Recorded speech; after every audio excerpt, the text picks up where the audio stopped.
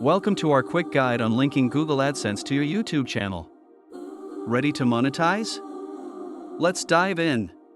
First, ensure you have an active Google AdSense account. If you don't, create one at the Google AdSense website. Next, go to your YouTube studio. Click on the Monetization tab found in the left sidebar. In the Monetization section, follow the prompts to connect your AdSense account directly to YouTube. Once linked, you can set your ad preferences. Choose ad formats that suit your content. Finally, review everything and click Submit. Congratulations, you're all set to earn from your videos. Monetizing your YouTube channel can open doors to lots of opportunities. Stay consistent and keep creating. Make sure to check your performance metrics regularly. Adjust strategies to maximize your earnings. Don't hesitate to explore community forums for support and tips from fellow creators.